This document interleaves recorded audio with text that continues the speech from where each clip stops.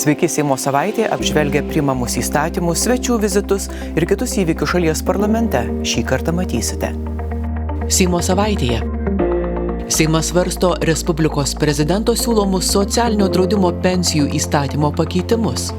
Individualiai pensijos dalį indeksuoti siūloma papildomai skirti nuo 20 iki 75% planuojamo sodros biudžeto teigiamo pinigų srautų rezultato.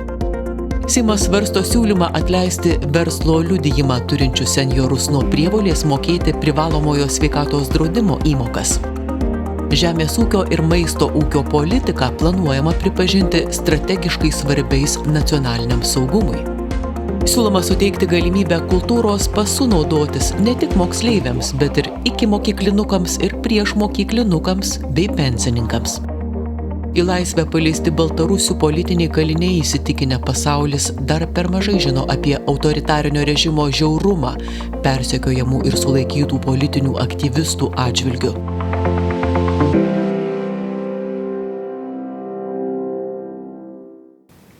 Seimas pradėjo svarstyti Respublikos prezidento siūlomus socialinio draudimo pensijų įstatymo pakeitimus.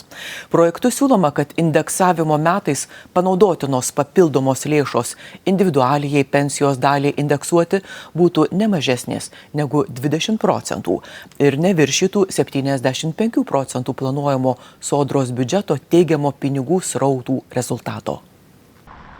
Priėmus įstatymo pakeitimus, kaip tikimasi, papildomas pensijų indeksavimas bus skaidresnis, objektyvesnis, labiau priklausomas nuo sodros pajamų ir mažiau politizuotas. Pensijų augimas bus spartesnis ir nuoseklesnis. Yra kalba apie lėšas, kurios būna surenkamos daugiau negu planuotos ir jų galimybę panaudoti individualios pensijos dalies didinimui. Tai aš palaikau tą idėją, visada buvau šalininkas, kad daugiau palaikyti ir kelti pensijų dydį mūsų pensininkam, nes mes stipriai atsiliekam nuo ES vidurkio, apie 30% pensininkų patenka į skurdo ribą. Tai problemų mes turim ir reikia pinigus panaudoti būtent šitiem dalykam. Dabar kiek mes surinksim, tai čia kitas reikalas, nes metai metam nelygų ir galbūt reikėtų padiskutuoti, ar mes sugebėsime nuosekliai tokia pačia suma didinti ir toliau. Nes jeigu mes, pavyzdžiui, per paskutinius 3 ar 4 metus vidurkis buvo 700 milijonų įplaukų daugiau. Tai jeigu tai 20%, tai 140 milijonų. Ar mes 5 metus į priekį ar 10 tų 140 milijonų papildomų turėsim. Sodros biudžetas ir rezervas tikrai neištuštės, nes yra prezidento siūloma labai aiški formulė, kad tai būtų nedaugiau kaip 20% nuo sodros teigiamo balanso biudžeto. Tai reiškia, jeigu kaip pavyzdys, jeigu šiemet sodra planuoja turėti pliusinį 900 milijonų biudžetą, tai 20% būtų apie 180 milijonų. Tai reiškia, kad 720 milijonų eitų į sodros rezervą, sodros rezervas toliau pildytųsi, o tą 180 milijonų mes padalintume tada pensininkams, sparčiau indeksuojant jų individualią pensijos dalį. Tai rizikos čia yra kelios, tai viena yra daugiau fiskalinės drausmės, paprastai tai finansų ministrams tai yra didelis iššūkis, kaip šalia įstatyme numatytos pensijų indeksavimo formulės, kaip dar daugiau skirti viešųjų finansų, nes ir sodros biudžetas, ir valstybės biudžetas, ir sveikatos draudimo biudžetai fiskalinės drausmės prasme yra skaitomi kaip vienas biudžetas, nacionalinis biudžetas. Tai reiškia, jeigu mes sodros biudžeto išlaidas padidinam daugiau, tai to 180 milijonų finansų ministras turi kažkur kitur atrasti ir neskirti kitom viešojo mūsų gyvenimo sritims, tiek gynybai, tiek turbūt valstybės tarnautojų, biudžetinio sektoriaus darbuotojų, pareigūnų atlyginimams ar kažkam. Kaip vieną iš galimų naujojo įstatymo rizikų socialinių reikalų ir darbo komiteto pirmininkas mato, kad pensijos didės gaunantiems didesnes pensijas. Kai didinama individualioji pensijos dalis, o bazinė pensijos dalis jinai išlieka stabili, tai tada gaunasi taip, kad tie, kas gauna didesnės pensijas, jiems išauga sparčiau auga pensijos, tie, kas turi mažas pensijos, mažiau. Ir čia irgi yra turbūt rimta socialinė diskusija, ar tas 108 milijonų turėtų didinti didesnės pensijas labiau, ar vis dėlto ieškoti būdų, kaip padidinti visiems, kad ypač tie, kurie turi mažas pensijas, kad jie išliptų iš tų skurdo ribų. Mūsų senjorai yra didelė dalis, 35-36% gyvena žemiau santykinio skurdo ribos, apie 5% žemiau absoliutaus skurdo ribos ir tai tikrai yra, sakyčiau, tokios visuomenės, vakarietiškoji visuomenė, tai yra skandalingi skaičiai, taip mūsų senjorai neturėtų gyventi. Dabartiniam įstatymė jau dabar apibrėžta, kad iki 75% galima naudoti šitiem tikslam, dėja. Vyriausybės spręsdamos valstybės skolos ribą arba fiskalinės drausmės įstatymo nuostatas, paprasčiausiai šitos pinigus dėdavo į rezervą ir jie būdavo kaip atsvara kitom išlaidom, kurios vyriausybės panaudodavo valstybės reikmėm. Dabar visas sodros rezervas skirtas krizinėms situacijoms pasirengti ir siekia apie 1,4 milijardo eurų, o kitų metų kovo mėnesį turėtų perkopti gerokai per 4 milijardus.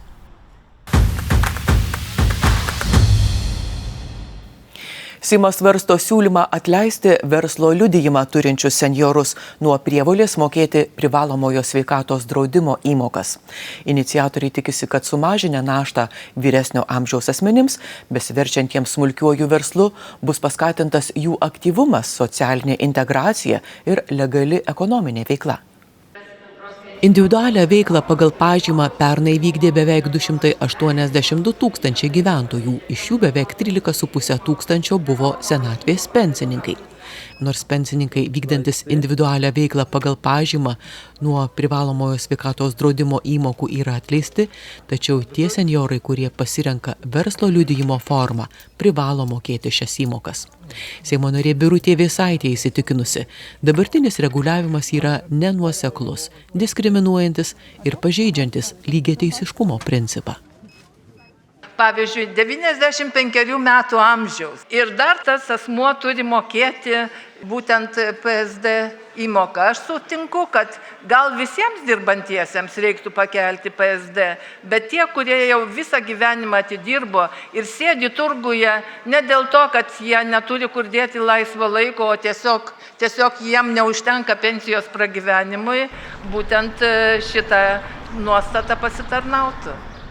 Seimo narė Birutė Vėsaitė siūlo, kad privalomojo sveikatos draudimo įmokų nemokėtų asmenys, gaunantys senatvės pensiją ir draudžiami valstybės lėšomis, kai jie vykdo individualią veiklą pagal verslo liudijimą. Tie verslo liudijimai yra toksai dalykas, kad jie nepastoviai išsiperkami, tarkime, grybų sezonui ar dar uogų sezonui. Tai labai prognozuoti ir negalima, bet statistika yra ir tikrai labai didelio nuostolio sveikatos draudimo fondui neatneštų. O reikia tiesiog įvertinti, kad nereikia, kad būtų dvi verslo formos, o būtent viena diskriminuojanti, kita ne. Tikimasi, kad įstatymo pakeitimai paskatins pagyvenusius žmonės aktyviau dalyvauti ūkinėje veikloje, legaliai registruotis ir tęsti profesinį aktyvumą, ypač paslaugų, amatų ir prekybos srityse. O šis pokytis sudarys palankesnes sąlygas vyresnio amžiaus žmonėms prisidėti prie vietos ekonomikos, skatins užimtumą regionuose, kur senatvės pensininkai dažnai vykdo smulkią individualią veiklą.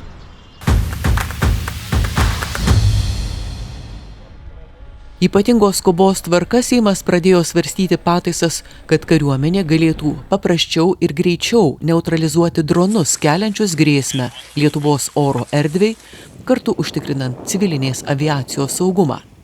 Priėmus aviacijos įstatymo ir karinės jėgos naudojimo statuto pakeitimus, numušti dronus būtų leidžiama ne tik tada, kai jie naudojami kaip ginklai, arba kai įskrenda į draudžiamas zonas ir tokiu būdu kelia pavojų valstybinės reikšmės objektams, bet ir tuo atveju, jei pažeis taisyklės ribojamose zonose. Ribojamosios zonos būtų aktyvuojamos tik esant realiam poreikiui. Ne vėliau kaip prieš 10 minučių iki zonos aktyvavimo, pilotai būtų įspėjami ir įpareigojami nedelsiant palikti ribojamąją erdvę.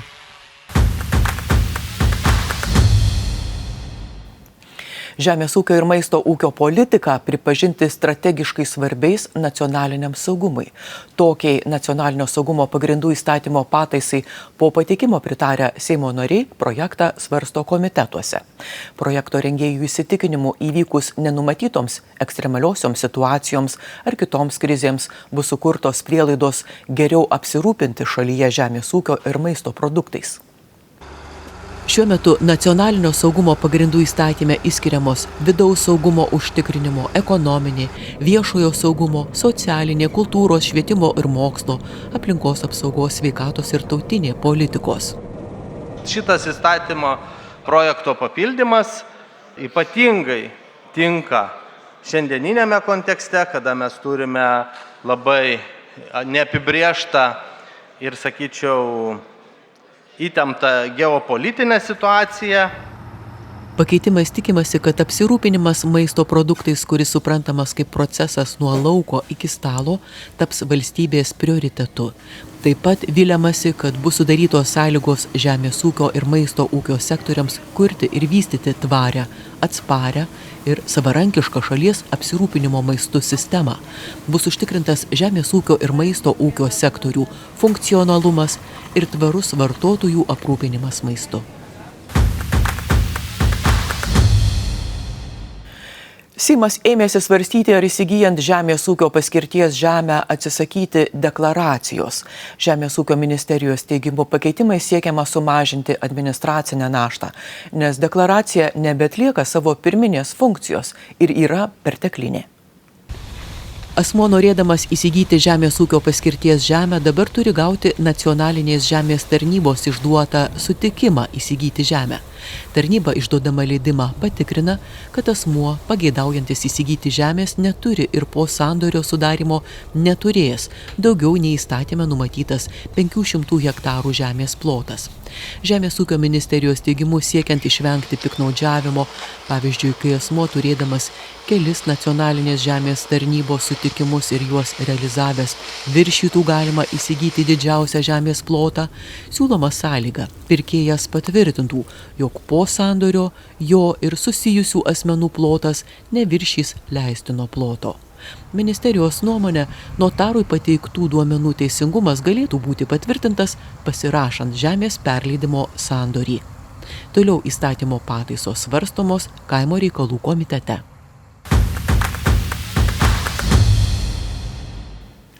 Seimas planuoja plėsti kultūros paso naudojimą. Paso paslaugą siūloma teikti ne tik bendrajame ugdyme dalyvaujantiems mokiniams, bet ir ikimokyklinio ir priešmokyklinio ugdymo vaikams, taip pat senjorams.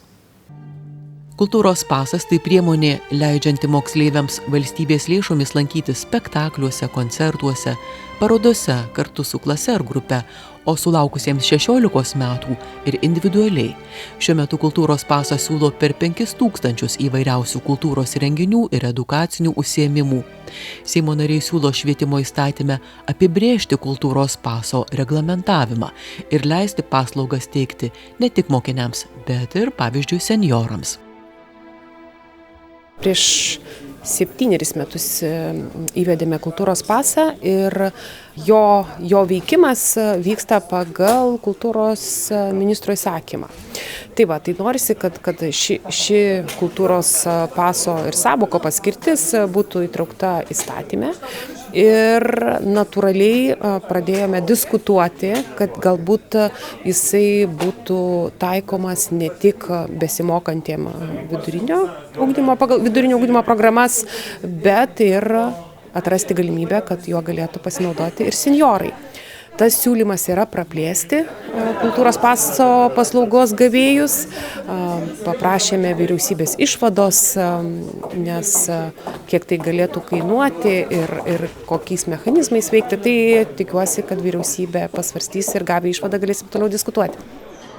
Pernai kultūros paso programoje dalyvavo daugiau nei 300 000 mokinių, tai yra 87% moksleivių, kuriems skiriamos kultūros paso lėšos. Kultūros paso finansavimas šiemet, kaip ir pernai, siekia 4 milijonus eurų, kurie yra paskirstomi į virtualias moksleivių pinigines po 11 eurų kiekvienam. Aš siūlyčiau tas pajėgas ir norą rūpintis senjorais irgi sutelkti visai į kitą programą ir ten kovoti dėl lėšų, kovoti irgi, kad tai būtų apibrėžta taip, kad bet kuri kita nauja vyriausybė neatšauktų tų dalykų, nes iš tikrųjų kultūros pasas tai yra tikrai gera priemonė ir yra žymiai daugiau problemų, kurias reikia spręsti, kad būtų išnaudojamas biudžetas, kad pedagogai irgi nebūtų apkrauti, o negu tiesiog įrašytą įstatymą ir dar plus įtraukti seniorus, kas yra visiškai keičiantis sistemą, kuri gerai veikia momentas.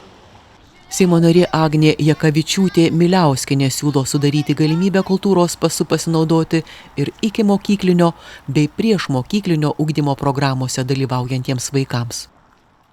Tyrimai rodo, kad ankstyvosios kultūrinės patirtis daro didelę įtaką vaikų pilietiškumo, savanorystės nuostatų ir asmenybės ugdymui.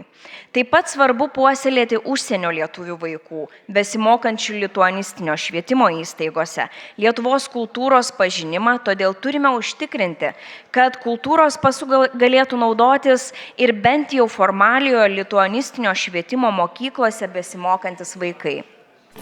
Teikdama siūlymą, ar skaičiavote, kiek čia papildomų lėšų gali reikėti? Ar tikrai taip? Šiuo metu vienam moksleiviui yra skiriama 11 eurų. Jeigu mes praplečiam ir prijungiame iki mokyklinukus ir prieš mokyklinukus, tai ir išlaikant 11 eurų sumą, tai mums reikėtų apie 1,2 milijonų eurų. Tai aš manau, tai nėra milžiniški pinigai, galvojant apie mūsų vaikų ateitį. Ir kaip ir minėjau Seimo salėje, kad visi tie pinigai investuoti į mūsų vaikus, jie nuguls mūsų kultūros įstaigose. Kiti jūsų kolegos sako, kad ir kultūros įstaigoms tai yra svarbu, ar ne? Tai vienareikšmiškai tai yra paspirtis, nes kultūros įstaigos, kultūros centrai, teatrai, jie savo veiklai turi užsidirbti pajamas patys ir tai yra viena iš paspirčių jiems pasididinti savo biudžetus, iš kurių jie gyvena. Kai kurie Seimo nariai atkreipia dėmesį, kad 10 000 kultūros paso programai skirtų valstybės lėšų lieka nepanaudojamos. Tendencija, kad nuo vaiko lieka po eurą, po 1,5 euro ir taip susidaro tai įspūdinga metinė suma. Iš tiesų mes galėtumėm ieškoti priemonių ir diskutuoti, kaip visgi tą likutinę metų sumą palikti tom mokyklom, tom švietimo įstaigom ir galbūt jie kažkaip, kad galėtų jas visgi panaudoti. Kai lieka mažas pinigų likutis mokiniui, tiesiog neįmanoma nieko rasti tokios paslaugos už tokią sumą. Tai apie tai galima tikrai diskutuoti. Aš manau, kad čia sprendinių tikrai atrastumėm ir tie pinigai tikrai būtų panaudoti būtent pagal tą paskirtį, kurią ir numato kultūros pasas. Ar jūs galvojate, kad ir seniorams po 11 tas eurų praverstų? Aš manau, kad senjoram tikrai praverstų, kad ir, kaip kažkas sako, tik 11 eurų. Bet jeigu žmogus turės galimybę nemokamai su bendraminčiais ar ir po vieną aplankyti kažkokią įstaigą, aš manau, tai yra gerai. Prie tų pačių, žinom, ir iniciatyvos verslo, ten ir nemokama kava ir taip toliau. Tai aš manau, kultūros dalies lankymas irgi būtų paskata senjoram prie jų orios senatvės gyvenimo. Toliau abu projektai svarstomi Švietimo ir mokslo komitete.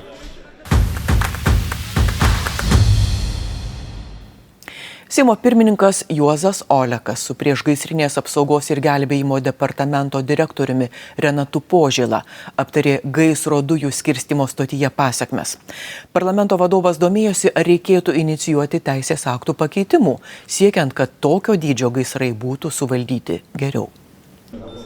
Priešgaisrinės apsaugos ir gelbėjimo departamento direktorius Renatas Požėla informuoja, Vilniaus pakraštyje Baltosios Vokės gatvėje dujų pilstymo stotyje kilusio didžiulio gaisro galimas priežastis šiuo metu nustato gaisrinių tyrimo centro tyrėjai, bei pabrėžia, tokių įmonių patikrinimai ateityje gali būti atliekami detaliau, galbūt net stabdant technologinius procesus.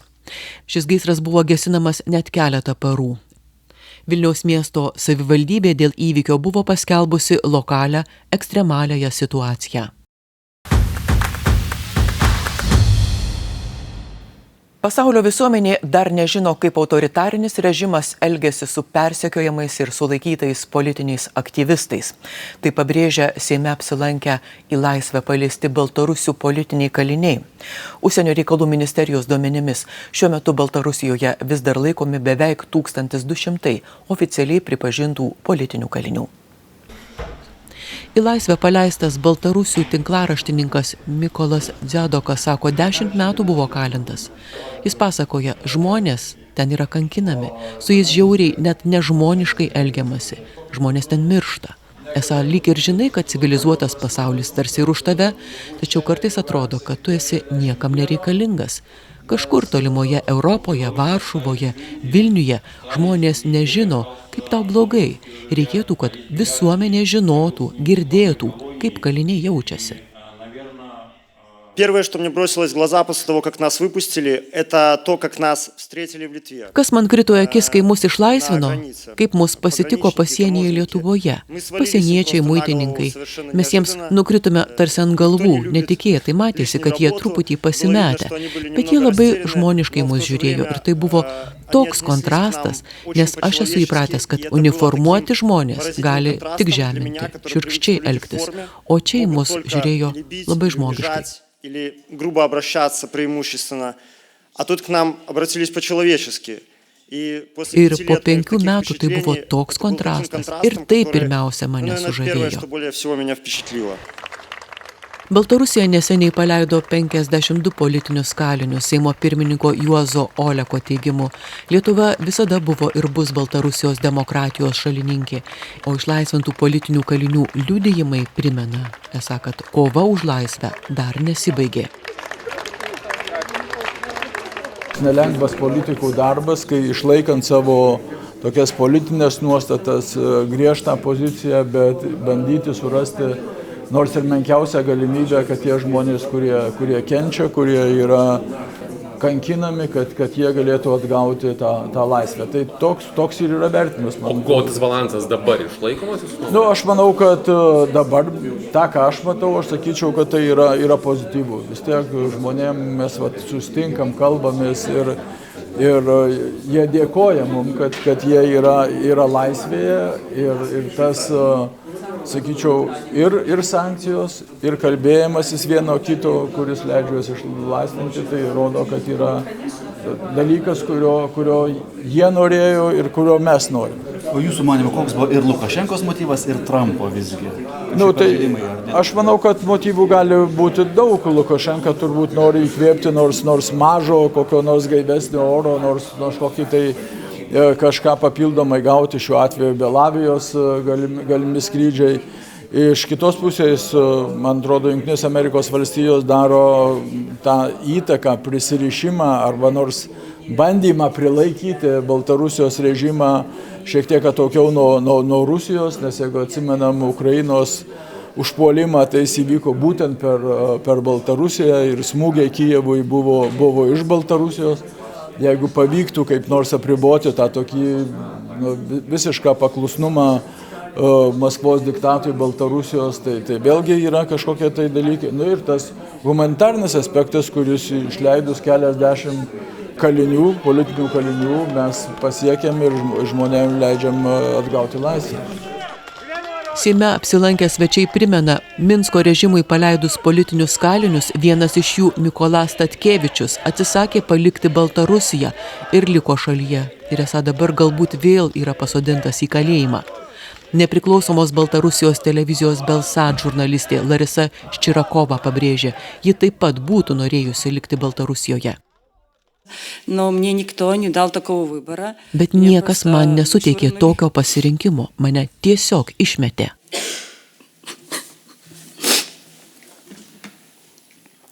Лишили всего, что мне дорого. Я уже не говорю про имущество, возможности жить со своими родными. Atėmė iš manęs galimybę gyventi su savo artimaisiais, aplankyti motinos kapą.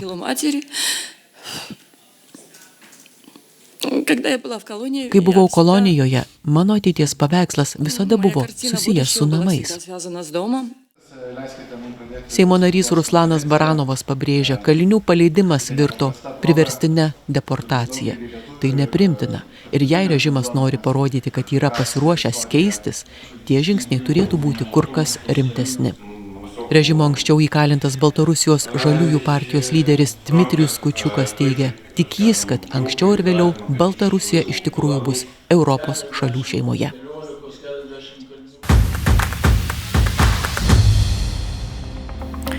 Tiek šį kartą Seimo savaitėje. Laisvės kaina yra budrumo būtinybė. Šią Tomo Jeffersono, trečiojo Jungtinių Amerikos valstijų prezidento mintimi atsisveikiname iki kitos savaitės. Sudie.